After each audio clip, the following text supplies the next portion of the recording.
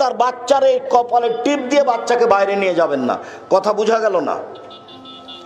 টিপ দিয়ে বাচ্চাকে বাইরে নিয়ে যাবেন না, বাচ্চাকে সাজগোজ করে বাইরে নিয়ে যাবেন না, সন্ধ্যার সময় বাচ্চাকে ছাদের উপরে নিয়ে যাবেন না, সন্ধ্যার সময় বাচ্চাকে উঠানে আগুনে নিয়ে যাবেন না, বাড়ির চত্বর বাইরে নিয়ে যাবেন না। শয়তানের নজর পড়তে পারে, মানুষের নজর পড়তে পারে, বদ নজর। বদ নজর এমন একটা জিনিস, আল্লাহ নবী বলছেন যদি কোনো জিনিস ভাগ্যকে ভেঙে ফেলে দিতে পারতো তো বদ নজরই পারতো। খালি আপনি বাড়িতে নিয়ে এসেছেন ছেলে, আর বাচ্চা একবারে বমন করে তুলে মরে মরে পেশাব পায়খানা, মনে হচ্ছে এখনই চলে যাবে, তার নামে বদ নজর লেগেছে।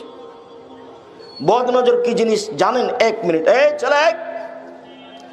আপনারা স্বামী স্ত্রী বাড়িতে বসে আছেন, আপনার স্ত্রী আপনাকে বলছে শোনো, দেখছো মুরগির বাচ্চাগুলো কত সুন্দর সুন্দর হয়ে উঠেছে, তা আপনাকে দেখতে ডাকলো, তা আপনিও দেখলেন, স্বামী স্ত্রীর বাচ্চাগুলি দেখলেন।